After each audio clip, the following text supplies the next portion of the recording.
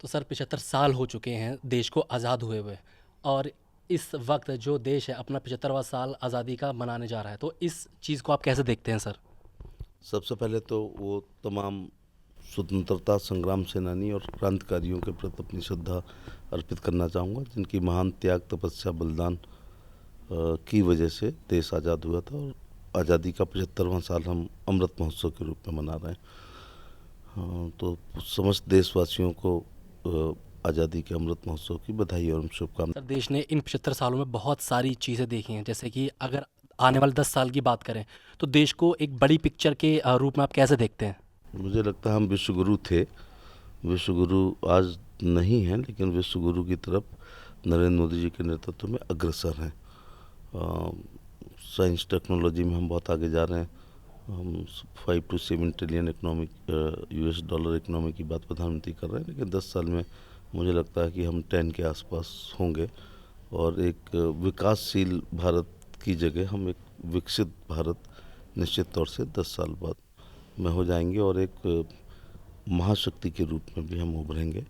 और ये जो हमारी जनसंख्या है, ये लाइबिलिटी की जगह एसेट्स के रूप में प्रधानमंत्री इसको परिवर्तित कर देंगे। सर इस खास अवसर पर जो हमारा देश का यूथ है, उनको आप क्या संदेश देना चाहते हैं?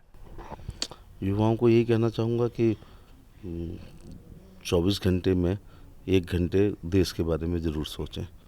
ये सच है कि देश के नौजवानों के कंधे पर ही देश का भार होता है और नौजवान ही हर क्षेत्र में, हर विषय में आगे ले कर जाते हैं। लेकिन केवल हमें अपने परिवार तक सीमित नहीं रखना है और केवल अपने रोज़गार की ही चिंता नहीं करनी है।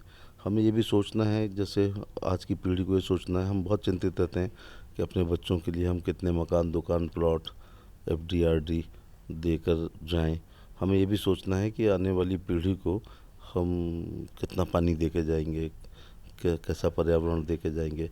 हमें water harvesting, global warming, ozone layer, green gases पर भी बात करनी है। और सबसे बड़ी बात है कि अभी वो पीढ़ी जिंदा है जिन्होंने आज़ादी की लड़ाई को देखा भी था और आज़ादी की लड़ाई लड़े भी थे और आज़ाद होते ही हम लोग पैदा हुए हैं, तो मेमोरीज़ हैं। लेकिन इतिहास को का पुनर्जागरण बीच बीच में होते रहना चाहिए। हमें बताना चाहिए कि हम कोई यूरोप के देश नहीं है कि हिटलर निकले और देशों के नक्शे बदल दे, और नेपोलियन निकले और कोई देश किस में विलय हो जाता है, और मुसोलिनी निकले और नक्शे बदल जाएं। ये देवताओं की भूमि है। तो भारत जो है वो एक भूमि का टुकड़ा नहीं है, ये जीता जागता राष्ट्र पुरुष है। कश्मीर इसका मस्तिष्क है, गौरी शंकर इसकी जटाएं हैं, पंजाब और बंगाल इसके दो मजबूत कंधे हैं, विंध्याचल इसकी कमर है और नर्मदा इसकी करधनी है, पूर्वी और पश्चिमी घाट इसकी दो मजबूत जंघाएं हैं, कन्याकुमारी इसके पैर हैं, सूरज और चांद इसकी आरती उतारता है, कंकर कंकर शंकर है, बूंद बूंद अमृत है। ये अर्पण की भूमि है, ये तर्पण की भूमि है। हम जिएंगे इसके लिए और हम मरेंगे इसके लिए। ये भावना आने वाली पीढ़ी में राष्ट्रवाद कूट कूट के भरा जाना चाहिए।